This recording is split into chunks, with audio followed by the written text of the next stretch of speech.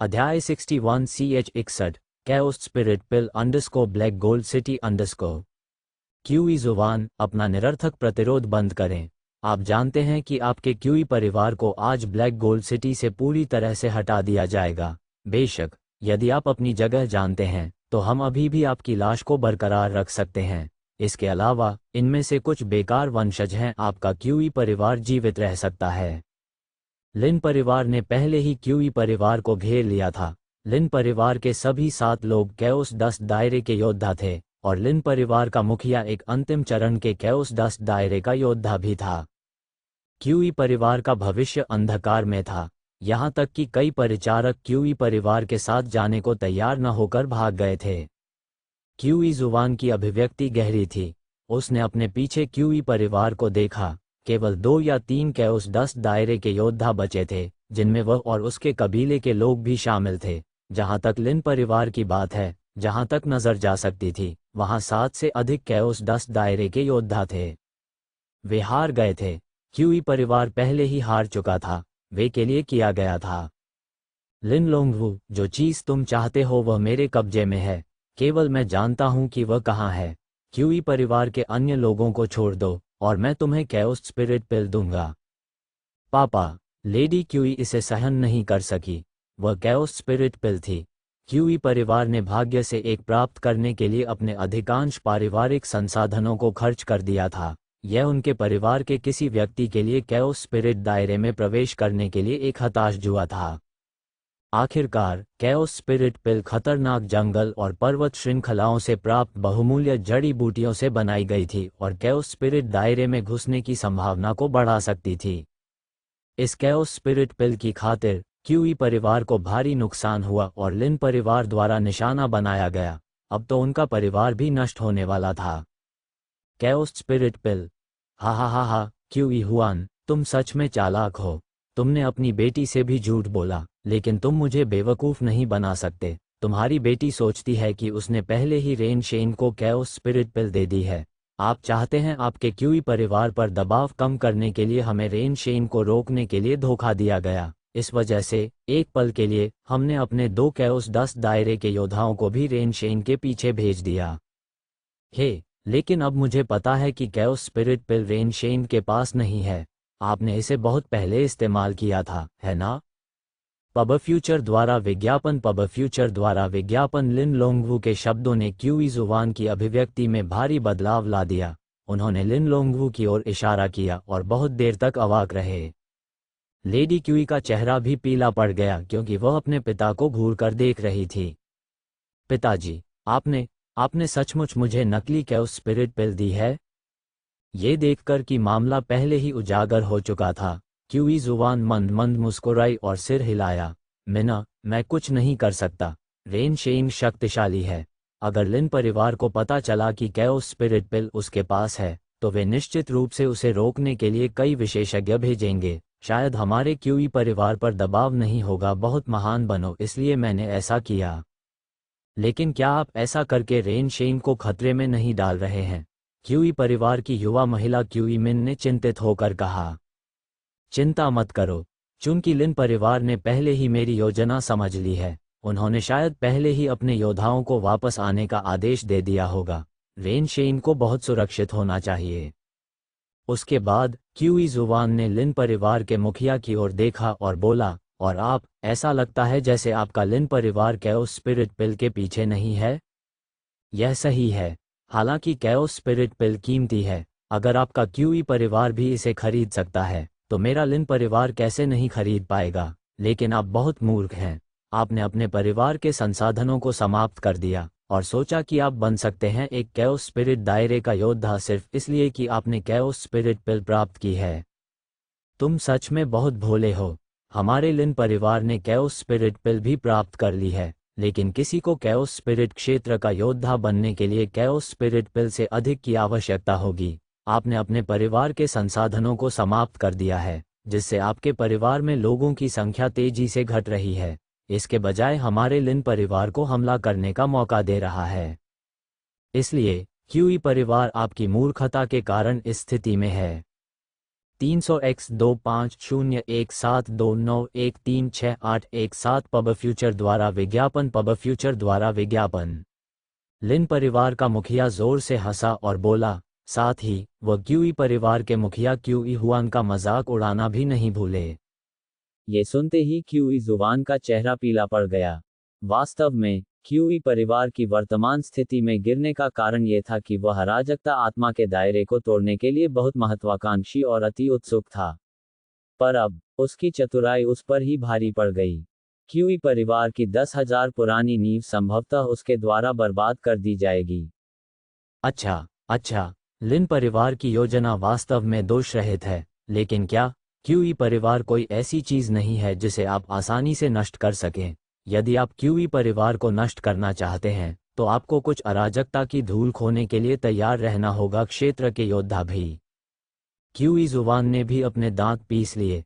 इस समय क्यूई परिवार केवल रुक सकता था, यहाँ तक कि अगर वे मर भी गए तो वे लिन परिवार के कुछ कैओस डस्ट दायरे के योद्धाओं को अपने साथ खींच लेंगे। सिर्फ तुम्हारे साथ। अगर तुम्हारे भाई का परिवार अभी भी आसपास होता तो मैं अब भी उनसे सावधान रहता, लेकिन अब जब वे चले गए हैं तो तुम मेरे परिवार के कैओस डस्ट दायरे के योद्धाओं में से एक को भी नहीं मार सकते। लिन लोंगवू ने अपना हाथ लहराया। तुरंत 7 कैओस डस्ट दायरे के योद्धा एक के बाद एक आगे बढ़े। उनकी आभा क्यूई हुआन और अन्य पर केंद्रित हो गई। हुश! इसी समय आकाश से एक उड़ता हुआ जहाज उड़ा। यह उड़ने वाला जहाज बहुत बड़ा नहीं लग रहा था, लेकिन जो भी हो, ये फिर भी एक उड़ने वाला जहाज था। ऐसे बहुत से लोग नहीं थे जो उड़ने वाला जहाज खरीद सकें। उड़ता हुआ जहाज जमीन पर उतरा और जहाज का दरवाजा खुल गया। झटका! एक आकृति तुरंत जहाज से बाहर उड़ गई। Lady QE. पब फ्यूचर द्वारा विज्ञापन। पब फ्यूचर द्वारा विज्ञापन। रेन शेंग। क्यूई जुबान भी स्तब्ध थी। रेन शेंग, तुम मरे नहीं हो? रेन शेंग ने क्यूई जुबान पर नजर डाली। भागने के दौरान उसे पहले ही पता चल गया कि उसके पास मौजूद कैओस स्पिरिट पिल नकली है। हालांकि वह क्यूई परिवार के प्रति वफादार था, लेकिन वह मूर्ख नहीं था। वह ये भी अनुमान लगा सकता था कि क्यूई जुबान ने उसे नकली कैओस स्पिरिट गोली क्यों दी थी। यदि लेडी क्यूई नहीं होती तो रेन शेंग को क्यूई परिवार की बिल्कुल भी परवाह नहीं होती। क्यूई परिवार की सबसे बड़ी बेटी क्यूई मिन उनके लिए एक अलग मामला था। क्यूई मिन ने एक बार उसकी जान बचाई थी, तब उसने क्यूई मिन की 1000 साल तक रक्षा करने का वादा किया था। वह यह वादा नहीं तोड़ेंगे। रेन शेंग, तुम वापस क्यों आए हो? जाओ, आज से तुम क्यूई परिवार का हिस्सा नहीं हो। क्यूई मिन ने अपना सिर हिलाया और तुरंत कहा। वह रेन शेंग को उसकी मौत के लिए यहाँ आते नहीं देखना चाहती थी। लेडी क्यूई, आपने ही मुझे उस समय बचाया था। मैं भी अपने जीवन का ऋणी हूँ। मैं अपनी खेती में अपने दिल के खिलाफ नहीं जा सकता, अन्यथा मैं कभी भी सुधार नहीं कर पाऊंगा। चूंकि मैंने लेडी की रक्षा करने का वादा किया था क्यूई 1000 साल तक, मैं निश्चित रूप से अपना वादा पूरा करूंगा। इसके साथ ही रेन शेंग ने पलटकर लिन परिवार की ओर उदासीनता से देखा। क्यूई परिवार के जीवन का मुझसे कोई लेना देना नहीं है, लेकिन मैं लेडी क्यूई को दूर ले जाना चाहता हूँ। क्यूई मिन को ले जाओ। लिन लोंगवू ने व्यंग्य किया और कहा, यह असंभव है। रेन शेंग, मैं आपके चरित्र का सम्मान करता हूँ। इसके अलावा मैंने आपकी ताकत को पहचान लिया है। आप जा सकते हैं और आप मेरे लिन परिवार में भी शामिल हो सकते हैं। आपका इलाज निश्चित रूप से क्यूई की तुलना में बहुत बेहतर होगा परिवार। हालांकि क्यूई मिन को मरना होगा। वह क्यूई परिवार की वैध बेटी है। हमें किसी भी छिपे हुए जोखिम से छुटकारा पाना चाहिए। मैं नहीं चाहता कि भविष्य में लिन परिवार का कोई और बड़ा दुश्मन सामने आए। उस मामले में चलो लड़ो। रेन शेंग क्यूई मिन के सामने खड़ा था। उसकी दृष्टि दृढ़ थी और उसका पूरा शरीर लड़ने की भावना से भर गया था। क्यूई जुबान ने उड़ते हुए जहाज पर नजर डाली जो अभी अभी नीचे आया था। ऐसा उड़ने वाला जहाज कोई साधारण किसान के पास नहीं हो सकता था। शुरुआत में उड़ने वाले जहाज अतुलनीय रूप से महंगे थे, यहाँ तक कि क्यूई परिवार और लिन परिवार के पास भी उड़ने वाले जहाज नहीं थे। रेन शेंग, आप इस उड़ने वाले जहाज पर आए। क्या आप मदद के लिए उड़ने वाले जहाज के मालिक से पूछ सकते हैं? क्यूई जुबान बहुत व्यवहार कुशल थी। वह बता सकता था कि उड़ने वाला जहाज अद्भुत था, ऐसे उड़ने वाले जहाज का मालिक कोई साधारण व्यक्ति कैसे हो सकता है? रेन शेंग ने क्यूई जुबान पर उदासीनता से नजर डाली। वह कुछ भी कहना नहीं चाहता था, लेकिन अंत में उसने अपना सिर हिलाया और कहा, उड़ने वाले जहाज का मालिक केवल मुझे वापस भेजने के लिए सहमत हुआ, और क्यूई परिवार के दुश्मनों के खिलाफ लड़ने में मेरी मदद करने के लिए सहमत नहीं हुआ। इसलिए मुझे डर है कि मुझे आपको निराश करना पड़ेगा। Patriarch C62CH62 land tanning seal. क्या ऐसा है? क्यूई जुबान वास्तव में बहुत निराश था, लेकिन वह हार मानने को तैयार नहीं था। इसलिए वह फ्लाइंग शिप पर चिल्लाया, फ्लाइंग शिप के मालिक, यदि आप मदद कर सकते हैं तो पूरा क्यूई परिवार हमेशा आभारी रहेगा। हम लिन लोंगवू ने आश्चर्य से उड़ते हुए जहाज को देखा। वह स्वाभाविक रूप से बता सकता था कि उड़ने वाला जहाज असाधारण था। हालांकि फ्लाइंग शिप के मालिक ने कभी हस्तक्षेप नहीं किया था, इसलिए उन्होंने कोई विस्तृत पूछताछ नहीं की। हालांकि जैसे ही क्यूई जुबान ने बोलना समाप्त किया, सभी ने फ्लाइंग शिप की ओर देखा। आखिरकार रेन शेंग अभी अभी फ्लाइंग शिप से नीचे आया था। अवचेतन रूप से सभी को लगा कि फ्लाइंग शिप का मालिक रेन शेंग की मदद कर सकता है। हालांकि जैसे जैसे समय बीतता गया, फ्लाइंग शिप की ओर से कोई प्रतिक्रिया नहीं आई। क्यूई हुआन के चेहरे पर निराशा की झलक दिखाई दी, लेकिन लिन लोंगवू ने अपना सिर पीछे फेंक दिया और जोर से हंसा। हा हा, क्यूई जुबान, तुम अभी भी मौत के कगार पर भी भाग्य की उम्मीद कर रहे हो। हमला करो, जो कोई भी हमें रोकने की हिम्मत करेगा उसे बिना दया के मार दिया जाएगा। लिन लोंगवू की आंखों में एक तेज चमक चमक उठी। उसे ये भी डर था कि अगर मामला लंबा खिंचा तो परेशानी खड़ी हो जाएगी, इसलिए उसने तुरंत लिन परिवार को आदेश दे दिया। लिन परिवार ने हमला किया। जैसे ही उन्होंने हमला किया, उन्होंने क्यूई परिवार को पूरी तरह से खत्म करने का इरादा रखते हुए ऊर्जा के जबरदस्त और भयानक उतार चढ़ाव को उजागर किया। रेन शेंग, जल्दी से चले जाओ।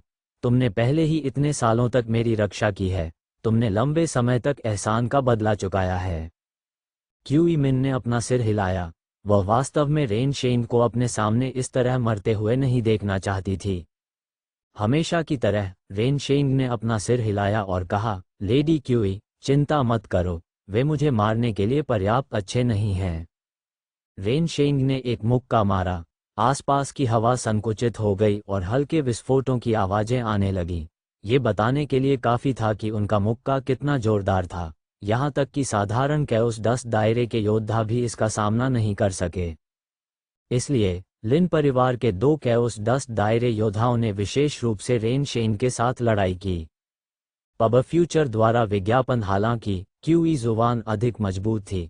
उनका फिगर थोड़ा पतला लग रहा था, लेकिन उनके शरीर की आभा सबसे भयानक थी। भूमि सील। क्यूई जुबान ने एक अजीब सील बनाई। तुरंत उसकी हथेली फैल गई। उसी समय हवा में एक मायावी हाथ बना जो नीचे पटक दिया। बूम! एक तेज विस्फोटक आवाज आई और लिन परिवार के 3 प्रारंभिक चरण के कैओस 10 दायरे के योद्धा उड़ गए। वे बुरी तरह घायल हो गए। क्या प्रभावशाली लैंड सील है! जैसा कि क्यूई परिवार के लैंड रूलिंग सील के सबसे मजबूत 3 रूपों से अपेक्षित था। क्यूई हुआन, मेरे स्लेइंग ब्लेड से भी एक वार करो। लिन लोंगवू ने ब्लेड को दोनों हाथों से पकड़ रखा था। ऐसा लग रहा था मानो उसका पूरा शरीर एक तेज ब्लेड में बदल गया हो। एक भयानक ब्लेड ऊर्जा ने आसपास के स्थान को सैकड़ों मीटर के दायरे में भर दिया। ब्लेड की तेज धार से ऐसा महसूस हुआ मानो वह किसी के चेहरे को काट सकता है और हल्की सी चुभन दे सकता है। भूमि सील। क्यूई जुबान ने फिर से लैंड सील का इस्तेमाल किया। देखते ही देखते एक हथेली और ब्लेड में जोरदार टक्कर हो गई। टकराना। थंप! क्यूई जुबान कुछ कदम पीछे हटी और मुंह से खून का घूंट उगल दिया। लिन लोंगवू की तरह वह भी एक लेट स्टेज कैओस 10 रियल्म योद्धा था, हालांकि वह अभी भी लिन लोंगवू से थोड़ा कमजोर था। इस हमले ने पहले ही क्यूई हुआन के आंतरिक अंगों को घायल कर दिया था। लिन लोंगवू के लिए भी यह आसान नहीं था। लैंड सील से उसके कपड़े फट गए, लेकिन अंदर एक नर्म कवच दिखाई दिया। कवच ने चांदी की रोशनी के निशान उत्सर्जित किए, जिससे लिन लोंगवू की रक्षा हुई। वह केवल कुछ कदम पीछे हटे और उन्हें कोई चोट नहीं आए। सोलबाउंड खजाना, अराजक कवच। 300x 25 खरब 1 अरब 72 करोड़ 91 लाख 36,817 पब फ्यूचर द्वारा विज्ञापन। पब फ्यूचर द्वारा विज्ञापन क्यूई जुवान की अभिव्यक्ति उदास थी, लेकिन वह पहले से ही निराशा में था। लिन परिवार का सोलबाउंड खजाना अराजक कवच 1000 साल से भी अधिक समय से नष्ट हो गया था। ऐसा कहा गया था कि यह कैओस स्पिरिट दायरे के नीचे लगभग 90% हमलों का सामना करने में सक्षम था। यदि वह अराजक कवच पर भरोसा करता था तो क्यूई हुआन का उसके लिए पहले से ही कोई मुकाबला नहीं था। यदि अराजक कवच नहीं होता तो आप मेरा मुकाबला नहीं होते। बोलते समय क्यूई जुबान की अभिव्यक्ति गहरी थी। हाँ, बिल्कुल। क्यूई फैमिली के लैंड टनिंग सील के 3 रूप प्रसिद्ध हैं। पूरे ब्लैक गोल्ड सिटी में कौन आपके लैंड सील का सीधे विरोध करने की हिम्मत करता है? हालांकि आपने केवल पहले फॉर्म में महारत हासिल की है। आप कमजोर हैं, मुझसे ज्यादा तुम मेरा क्या कर सकते हो? लिन लोंगवू के चेहरे पर एक प्रफुल्लित मुस्कान दिखाई दी।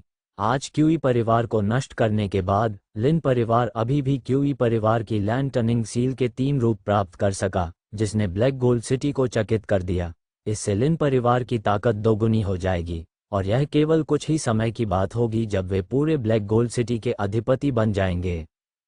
इस समय फ्लाइंग शिप में ये जियो का ध्यान युद्ध के मैदान में लिन परिवार और क्यूई परिवार के बीच लड़ाई पर था।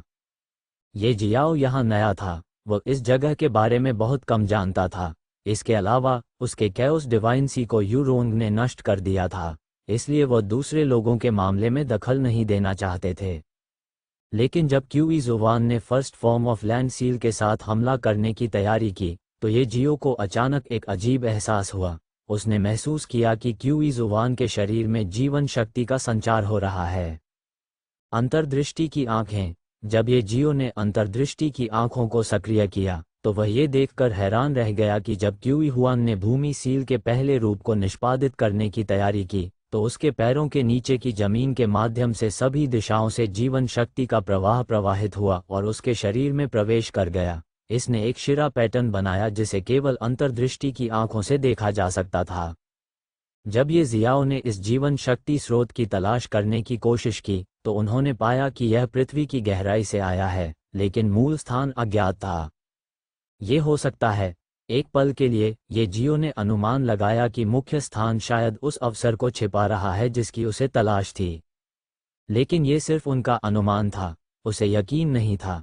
एकमात्र बात जिसके बारे में वह निश्चित था वह ये थी कि क्यूई परिवार की लैंड टनिंग सील का गहरे भूमिगत में छिपी हर चीज से गहरा संबंध है। ये जियाओ ने तुरंत लैंड टनिंग सील प्राप्त करने का निर्णय लिया। इसलिए ये जियो ने बात की।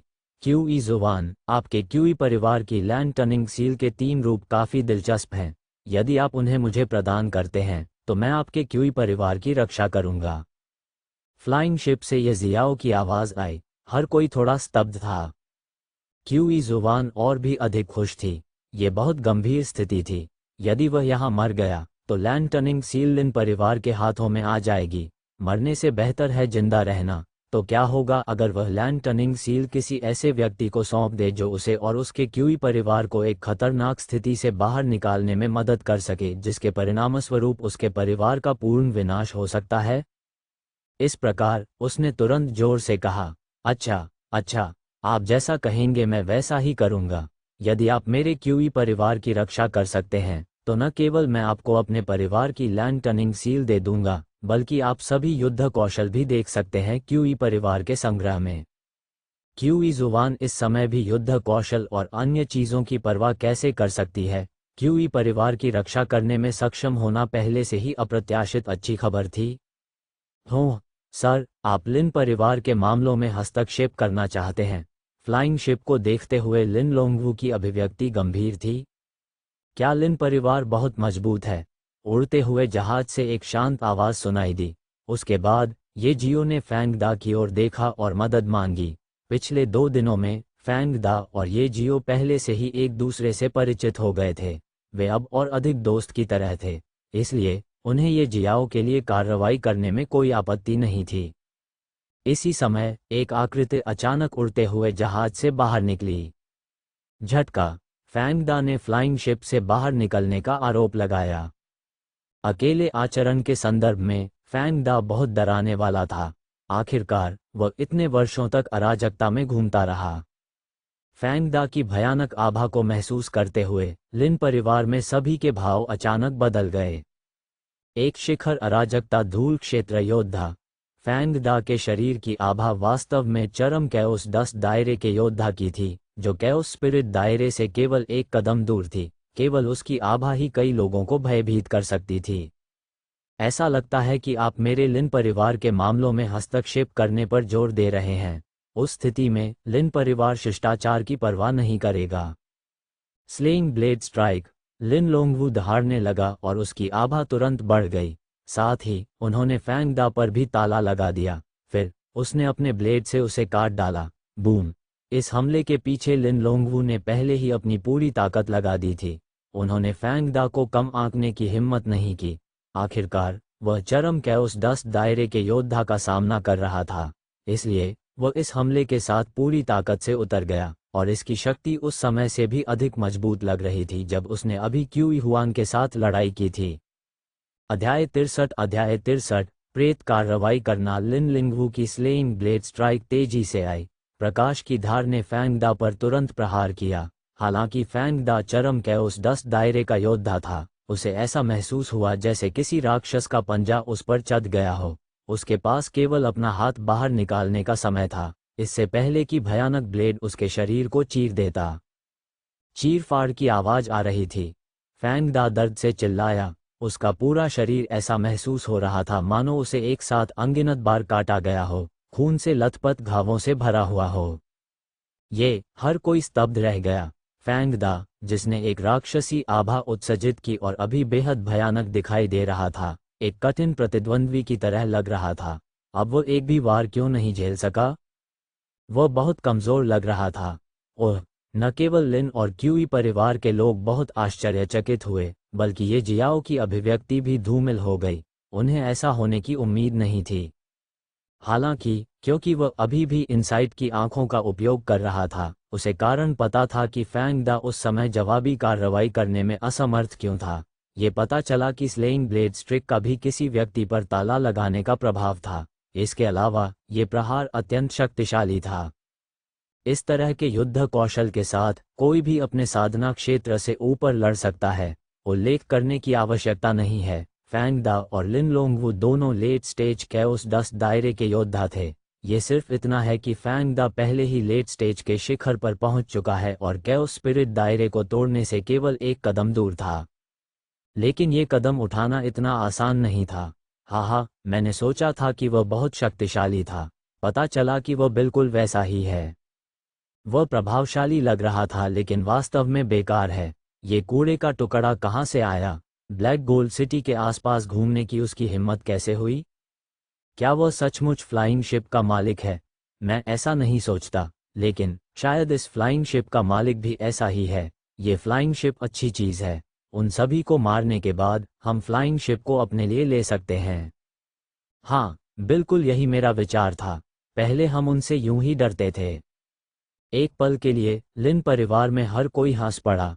कुछ दुर्भावनापूर्ण निगाहें उड़ते हुए जहाज पर भी टिकी थीं।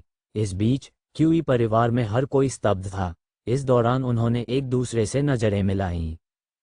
पब फ्यूचर द्वारा विज्ञापन, यहाँ तक कि रेन शेंग भी बहुत आश्चर्यचकित थे। जब उन्होंने फ्लाइंग शिप में प्रवेश किया तो उन्हें स्पष्ट रूप से महसूस हुआ कि फैंग दा की आभा बहुत मजबूत थी। उससे निपटना बहुत कठिन होगा। अब वो एक भी वार क्यों नहीं झेल सका? क्या फैंग दा या ये जियाओ को इतने लंबे समय तक कभी किसी खतरे का सामना नहीं करना पड़ा था? धिक्कार है, वह दर्दनाक था। फैंग दा ने अपने चेहरे पर एक दर्दनाक अभिव्यक्ति दिखाई और आह भरी। उन्होंने लोगों के मजाक उड़ाने को पूरी तरह से नजरअंदाज कर दिया। अचानक उसके शरीर पर नीली रोशनी चमकने लगी, जैसे फैंग दा के शरीर में एक क्रूर और हिंसक आभा भर गई। ये है रक्तरेखा का सक्रियण, और उसकी रक्तरेखा उन्मत्त होने की क्षमता रखती है। क्योंकि ये जियाओ अपनी अंतर्दृष्टि की आंखों से सब कुछ देख रहा था, वह तुरंत देख पा रहा था कि अभी क्या हुआ था। शायद गुस्से में, लेकिन फैंग दा ने अपने वंश को सक्रिय करने का फैसला किया, जिसके परिणामस्वरूप ऐसी हिंसक और क्रूर आभा का विस्फोट हुआ।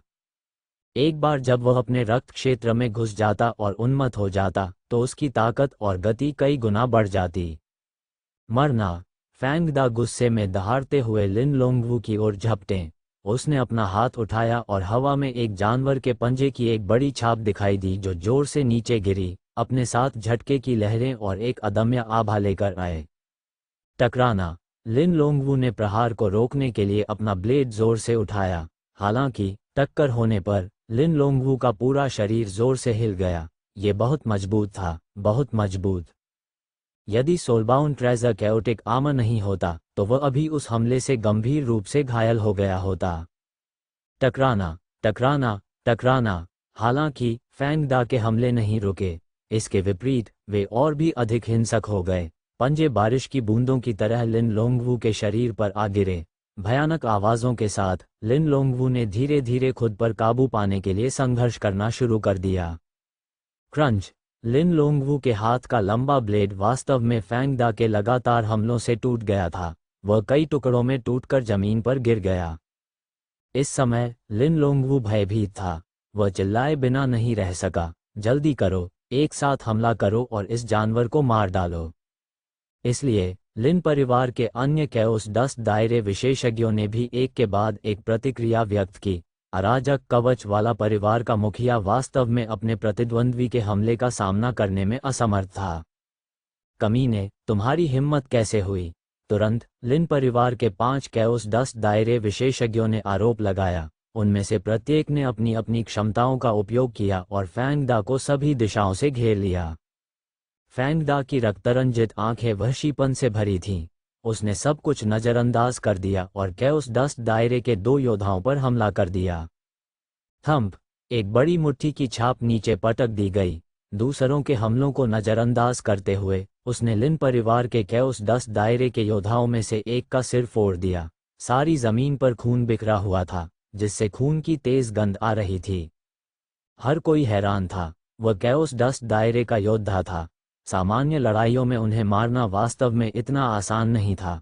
हालांकि लिन परिवार आक्रामक था और ऐसा लगता था कि उसके पास सभी फायदे थे। अब तक लिन परिवार और क्यूई परिवार के बीच लड़ाई में एक भी कैओस डस्ट दायरे योद्धा की मृत्यु नहीं हुई थी।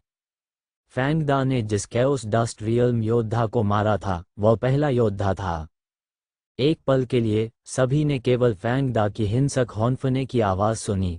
लिन परिवार के कैओस डस्ट रियल्म योद्धा की क्षत विक्षत लाश को देखकर उनकी आंखों में डर की झलक दिखाई दी। कमीने, मेरे लिन परिवार के एक सदस्य की हत्या के लिए तुम मरने के लायक हो। लिन लोंगवू की आंखें तुरंत लाल हो गईं। लिन परिवार में कैओस डस्ट दायरे के योद्धा भी दुर्लभ थे और उनमें से हर एक बहुत कीमती था। उसे यह उम्मीद नहीं थी कि कोई ऐसे व्यक्ति के हाथों मर जाएगा जो न जाने कहां से आया प्रतीत होता है। तुरंत लिन लोंगवू की हत्या का इरादा बढ़ गया।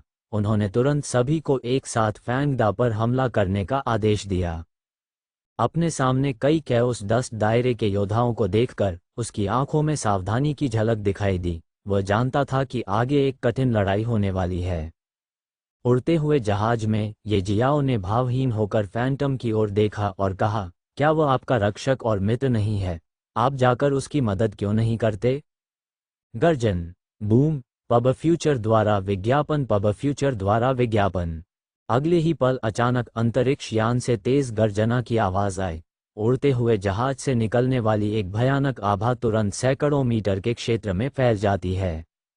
झटका। उड़ते हुए जहाज से एक विशाल आकृति तुरंत उड़ गई।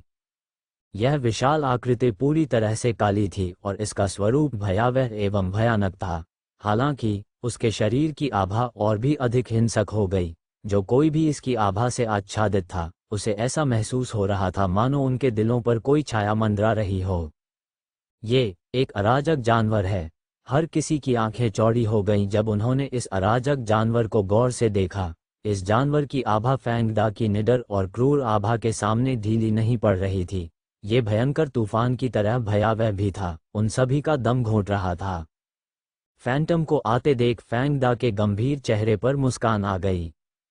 अरे लिटिल ब्लैक, नहीं फैंटम, चलो उन सभी को मार डालो। फैंटम को प्रकट होते देख फैंग दा का चेहरा उत्साह से भर गया। वह फैंटम के साथ लड़ने में सक्षम होने से खुश लग रहा था। दोनों की दोस्ती वाकई कमाल की थी। फैंटम ने कुछ नहीं कहा। वह एक पल में घूमा और तुरंत लिन लोंगवू को देखने लगा। फैंटम अचानक हवा के तेज झोंके में बदल गया और उन्माद में लिन लोंगवू की ओर झपटा। भले ही लिन लोंगवू ने अराजक कवच पहना हुआ था, फिर भी उसे फैंटम से एक बड़ा खतरा महसूस हुआ। वह बचना चाहता था, लेकिन बिल्कुल भी नहीं बच सका। फैंटम वास्तव में एक प्रेत की तरह था। वह लिन लोंगवू से बचने के लिए बहुत तेज था। नहीं, चिल्लाते समय लिन लोंगवू की पुतलियां सिकुड़ गईं। दुर्भाग्य से फैंटम बिल्कुल भी पीछे नहीं हटेगा। उसका विशाल पंजा जोर से कट गया। चीर-फाड़ की आवाज आ रही थी। लिन लोंगवू के शरीर पर अराजक कवच से चमकदार रोशनी निकल रही थी। ये कवच पहले से ही क्षतिग्रस्त था और अब फैंटम के पंजे के नीचे ये तुरंत टूट गया था। फैंटम ने बिना रुके दोबारा हमला कर दिया। उसका हमला बिजली की तरह तेज था और इस बार लिन लोंगवू का शरीर टुकड़े टुकड़े हो गया। ये दृश्य ऐसा लग रहा था मानो लिन लोंगवू का शरीर खून की बारिश में बदल गया हो, जिससे आसमान भर गया हो। मृत लिन लोंगवू की ऐसे ही मौत हो गई थी। यहाँ तक कि सोलबाउंड ट्रेजर अराजक कवच भी टुकड़ों में बिखर गया था और पूरी तरह से बेकार हो गया था। कुलपति मर चुका है। ये जानवर बहुत भयानक है। हे भगवान, इतना शक्तिशाली अराजक जानवर हमारे ब्लैक गोल्ड सिटी में कैसे आया? क्या आप नहीं जानते, उस उड़ने वाले जहाज का मालिक इस जानवर को अपने साथ लाया था। भागो, जल्दी से भागो। अब जबकि हमारे पितामह पहले ही मर चुके हैं, आइए अपनी जान बचाने के लिए भागें। अध्याय 64 सम्राट सितारा वन। लिन परिवार में हर कोई अतुलनीय रूप से भयभीत था। फैंगदा और फैंटम अब उनके प्रतिद्वंद्वी बन गए थे, जिनसे उनके पिता भी नहीं निपट सकते थे। वे इसके खिलाफ कैसे लड़ सकते थे? यहाँ तक कि परिवार का मुखिया भी मर चुका था और उसकी लाश टुकड़े टुकड़े हो गई थी। वे कैसे विरोध कर सकते थे? हालांकि फैंटम लिन परिवार के इन लोगों को इतनी आसानी से जाने नहीं देना चाहता था। शुरुआत में यह एक अराजक जानवर था और इसका स्वभाव क्रूर था। पिछले कुछ दिनों में ये कहा जा सकता है कि वह अपनी बुद्धि से ऊब गया है। चूंकि उसने आज कार्रवाई की है, इसलिए वह नहीं चाहता था कि चीजें इतनी जल्दी खत्म हो जाएं। इसलिए फैंटम की पीठ के पंख थोड़े फड़फड़ाए और उसकी गति चरम पर पहुंच गई। प्रकाश की किरण की तरह ये लगातार लिन परिवार के कई लोगों के बीच से गुजरती रही। हर बार चीख पुकार मच जाती, जिसका मतलब था कि फैंटम के हाथों एक और व्यक्ति की मौत हो गई है। अंत में जमीन टूटी हुई लाशों से भर गई। वे सभी लिन परिवार के लोग थे। अब एक भी नहीं बचा और सब यहीं मर गए। एक पल के लिए क्यूई परिवार में हर कोई हौंफने लगा। फैंटम को देखकर उनकी आंखों में डर की झलक दिखाई दी। हालांकि फैंगदा ने फैंटम को तब बचाया था जब वह पैदा हुआ था। जानवर का उत्थान आमतौर पर बहुत तेजी से होता है। वे बहुत तेजी से बढ़ते हैं और इस तरह फैंटम ताकत के मामले में फैंगदा से भी आगे निकल गया। वर्तमान फैंटम प्रारंभिक चरण के कैओस स्पिरिट दायरे के योद्धाओं के खिलाफ भी लड़ाई लड़ सकता है। लिन परिवार के कैओस डस्ट दायरे के योद्धाओं की तो बात ही छोड़ दें। झटका। इसी समय उड़ते हुए जहाज का दरवाजा फिर से खुला। फैंटम, जो अभी भी प्रभावशाली था, तुरंत प्रकाश की धारा में बदल गया और उड़ते हुए जहाज के सामने उड़ गया। एक युवा आकृति उड़ते हुए जहाज से बाहर निकली और फैंटम की पीठ पर चढ़ गई। इस दृश्य ने क्यूई परिवार की आंखें लगभग बाहर निकाल दीं। वह एक क्रूर और हिंसक अराजक जानवर था। यह अचानक इतना विनम्र कैसे हो गया? पब फ्यूचर द्वारा विज्ञापन। ये जियाओ फैंटम पर सवार होकर धीरे धीरे क्यूई हुआन तक पहुंचे और उदासीनता से कहा, पैट्रियार्क क्यूई, क्या आप संतुष्ट हैं? हाँ, बहुत संतुष्ट हूँ। क्यूई जुवान जल्दी से अपने होश में वापस आया और उसने ये जियाओ की ओर देखा। वह सचमुच बहुत छोटा था। वह आश्चर्यचकित हुआ लेकिन कुछ बोला नहीं। उनकी नज़र में फैंटम जैसे अराजक जानवर को अपने पीछे लाने में सक्षम होने के लिए या तो ये जियाओ की पृष्ठभूमि अद्भुत है या उसकी ताकत भयानक है। हालांकि उसका अनुमान अस्पष्ट था। वह अनुमान बहुत ही साहसिक था। क्यूई जुवान ने बिल्कुल भी पूछने की हिम्मत नहीं की। बहुत अच्छा, रेन शेंग, अपना वादा मत भूलना। ये जियो ने ऊपर देखा और रेन शेंग से कहा, मैं नहीं भूलूंगा। अगर आपकी कोई फरमाइश हो तो मैं अपना वादा जरूर पूरा करूंगा। बहुत अच्छा, ये जियाओ ने सिर हिलाया। वह रेन शेंग से क्यों पूछ रहा था? ये जियाओ ने अभी तक इसके बारे में नहीं सोचा था, इसलिए उसने इसे कुछ समय के लिए रोक दिया होगा। इसलिए ये जियो क्यूई हुआन के पीछे पीछे चला और क्यूई परिवार में चला गया। मूल रूप से क्यूई हुआन पहले ये जियो का इलाज करना चाहता था, लेकिन ये जियो लैंड टनिंग सील के बारे में बहुत उत्सुक था और उनके बारे में जानने के लिए इंतजार नहीं कर सकता था। इसलिए क्यूई हुआन ये जियाओ के अनुरोध पर सहमत हो गया और ये जियो को क्यूई परिवार की लाइब्रेरी में ले गया। यहाँ पिछली सहस्राब्दी में क्यूई परिवार द्वारा एकत्र किए गए विभिन्न युद्ध कौशल और खेती की तकनीकें हैं, इन्हें ब्राउज करने के लिए स्वतंत्र महसूस करें। लैंड टनिंग सील के 3 रूप भी अंदर हैं, यह सही है, वे भी अंदर हैं, आपको जो कुछ भी चाहिए वह यहाँ है। ठीक है, मैं थोड़ी देर के लिए अंदर रहने जा रहा हूँ, जब तक कोई विशेष बात ना हो, मुझे परेशान मत करो। हाँ, चिंता मत करो, कोई भी तुम्हें परेशान करने की हिम्मत नहीं करेगा। इसलिए क्यूई जुवान ने सम्मानपूर्वक विदाई दी और चला गया। ये जियाओ ने फैंग दा और फैंटम को बाहर छोड़ दिया, फिर लाइब्रेरी का दरवाजा धक्का दिया और अंदर चला गया। ये जियाओ को लाइब्रेरी में प्रवेश करते देख क्यूई हुआन को ऐसा लगा जैसे वह सपने में था। जैसे ही क्यूई परिवार का विनाश होने वाला था, अप्रत्याशित रूप से वे बच गए। एक और कारण था कि क्यूई जुवान ये जियाओ के प्रति इतना ध्यान दे रही थी। ऐसा इसलिए है क्योंकि जब तक ये जियो अभी भी क्यूई परिवार में है और नहीं छोड़ा है, क्यूई परिवार ब्लैक गोल्ड सिटी में क्यूई परिवार की प्रतिष्ठा को फिर से स्थापित करने के लिए ये जियो के प्रभाव का उपयोग कर सकता है। आखिरकार कई लोगों ने ये जियाओ के जानवर और दोस्त के प्रदर्शन को पहले भी देखा था। लिन परिवार, आज का मामला इतनी आसानी से खत्म नहीं होगा। क्यूई जुवान की आंखों में एक ठंडी चमक चमक उठी। क्यूई परिवार के पास पुस्तकालय में बहुत सारी किताबें थीं, हर जगह किताबों की चकाचौंध भरी श्रृंखला थी, जैसा कि एक सहस्राब्दी पुराने परिवार से अपेक्षा की जाती थी। उनकी नींव गहरी थी। हालांकि लाइब्रेरी ऑफ इल्यूशनरी स्पिरिट गेट की तुलना में ये बहुत छोटा था। चूंकि ये जियाओ पहले ही लाइब्रेरी में प्रवेश कर चुका था, इसलिए उसे लैंड टनिंग सील के 3 रूपों का अभ्यास करने की कोई जल्दी नहीं थी। वैसे भी उनके पास काफी समय था। उसने लापरवाही से बुकशेल्फ पर रखे कुछ विविध नोट्स पलटे। मॉर्निंग स्टॉर्स की भूमि बहुत बड़ी थी, लेकिन इसमें केवल 5 ज्ञात क्षेत्र थे जो मॉर्निंग स्टॉर्स की पूरी भूमि को नियंत्रित करते थे। ये 5 ज्ञात क्षेत्र थे: क्लाउडी स्टार क्षेत्र, रेड स्काई क्षेत्र, स्काई थंडर क्षेत्र, रक्त सागर क्षेत्र और स्टार वन क्षेत्र।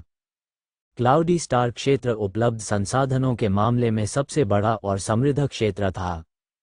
क्लाउडी स्टार क्षेत्र में 5 अधिपति स्तरीय सेनाएं हैं।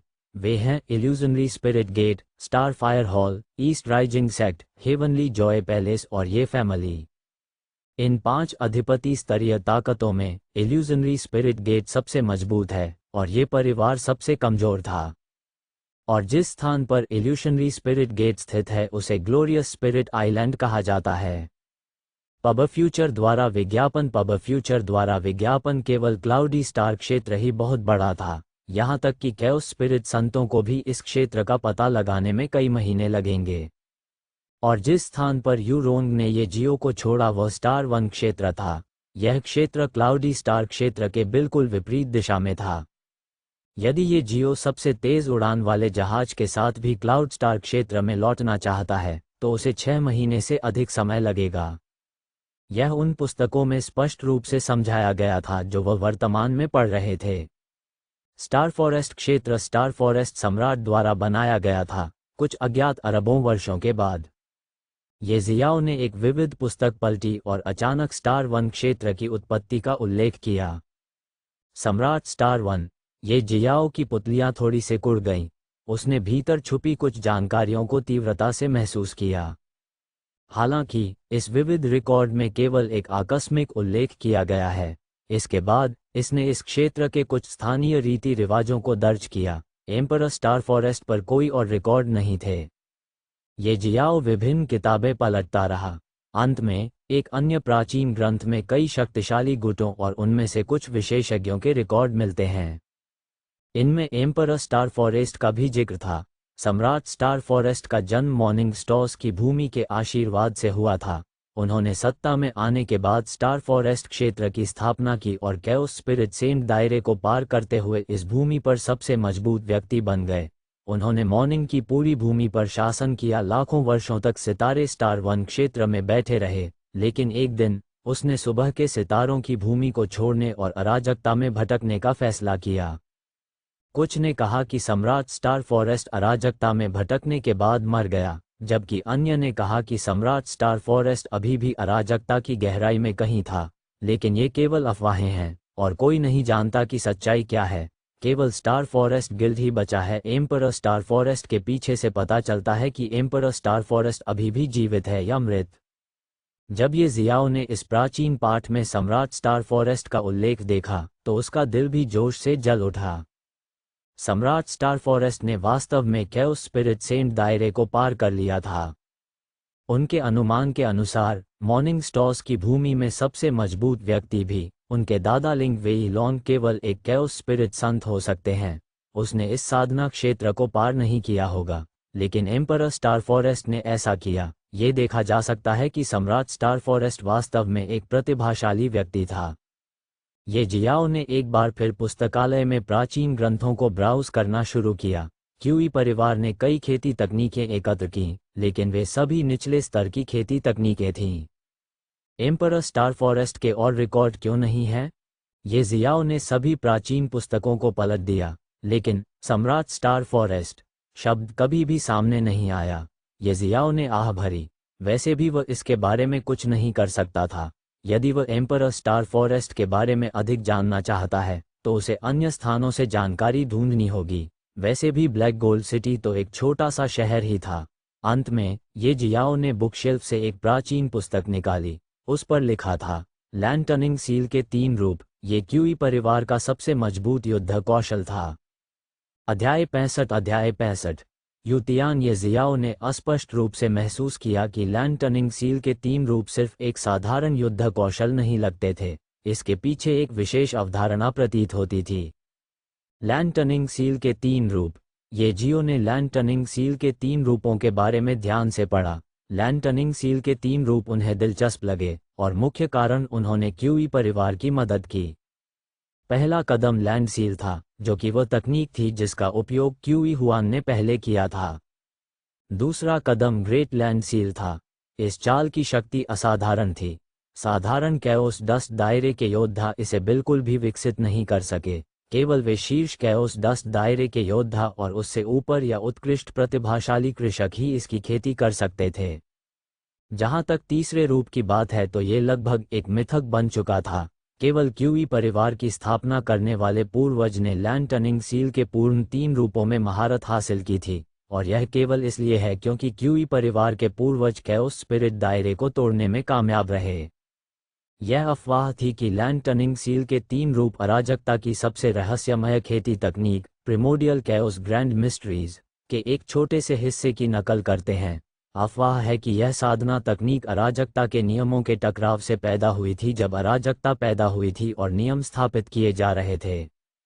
हालांकि खेती की यह तकनीक खो गई थी और कोई नहीं जानता कि इसे कहां पाया जाए। चूंकि लैंड टर्निंग सील ने प्राइमर्डियल कैओस ग्रैंड मिस्ट्रीज के एक छोटे से हिस्से की नकल की, इसलिए इसकी शक्ति स्वाभाविक रूप से प्रभावशाली थी। इस तरह का युद्ध कौशल दिलचस्प है क्योंकि यह प्राइमर्डियल कैओस ग्रैंड मिस्ट्रीज के एक छोटे से हिस्से से नकल किया गया था। ये सिर्फ एक युद्ध कौशल नहीं है, बल्कि युद्ध कौशल और खेती तकनीक का एक संयोजन है। ये सिर्फ तीनों की खेती के बाद ही है। लैंड टर्निंग सील के रूपों की खेती एक योद्धा कर सकता है, क्योंकि खेती की तकनीक तीनों रूपों के संयोजन के बाद ही सामने आएगी।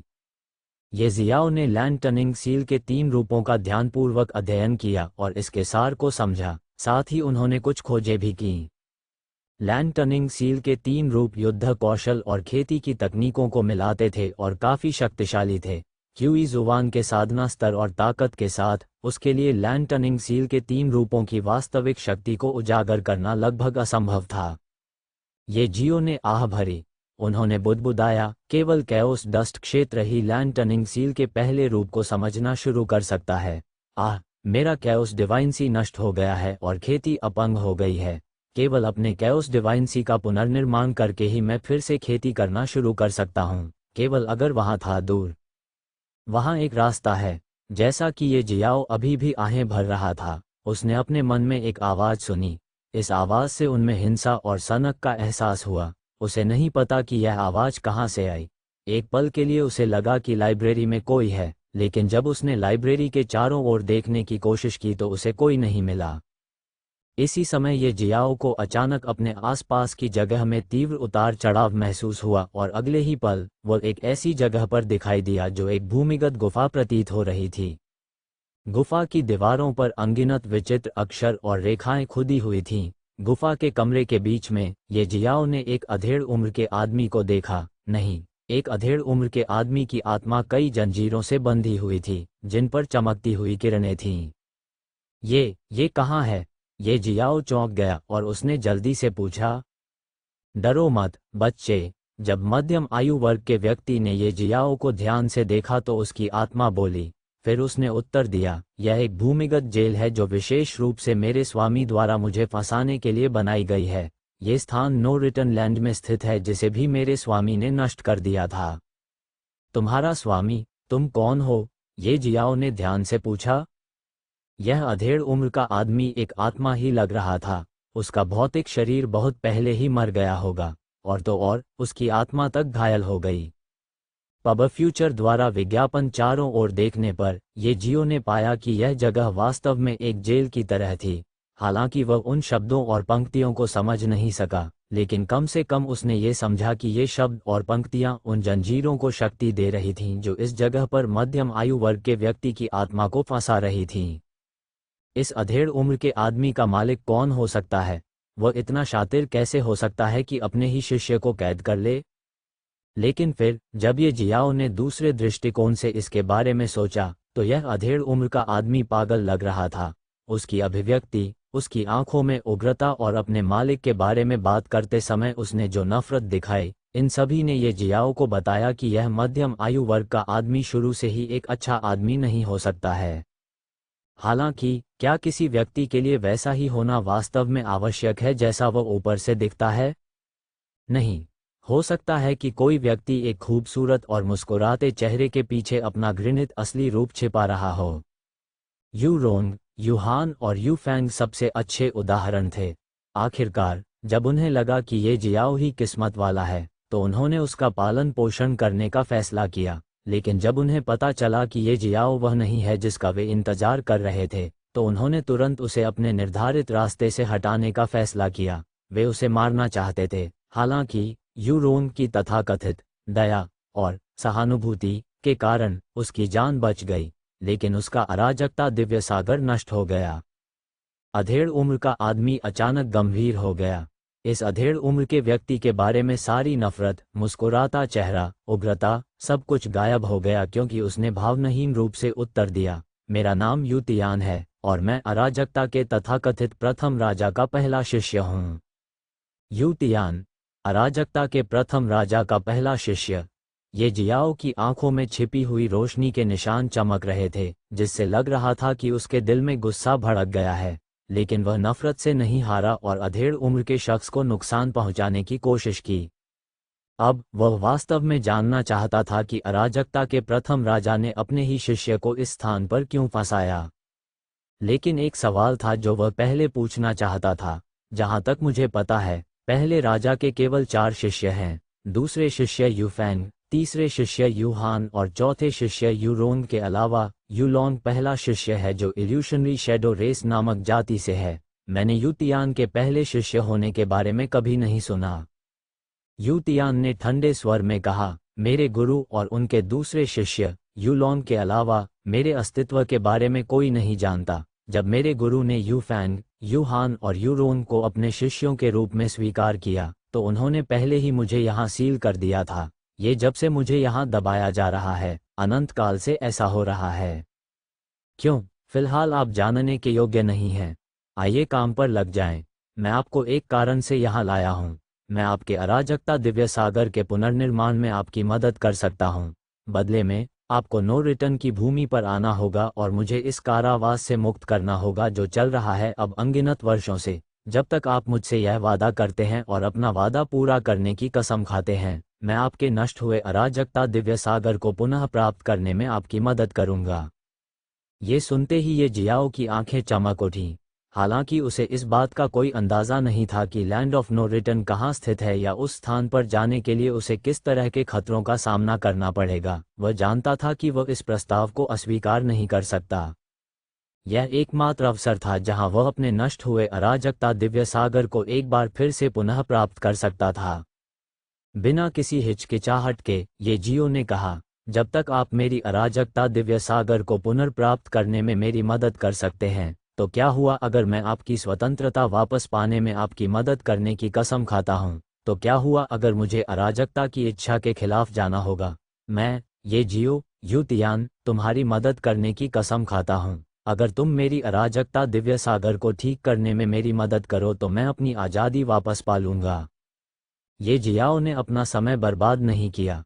उसने तुरंत प्रतिज्ञा की। ये प्रतिज्ञा सरल थी, लेकिन युतियान ने समझा कि जब ये जियो ने ये शपथ ली तो उसने अपने अराजकता दिव्य सागर को फिर से नष्ट करने का जोखिम उठाया है। जब तक वह अपना वादा पूरा करने में विफल रहता है, उसका अराजकता दिव्य सागर एक बार फिर नष्ट हो जाएगा।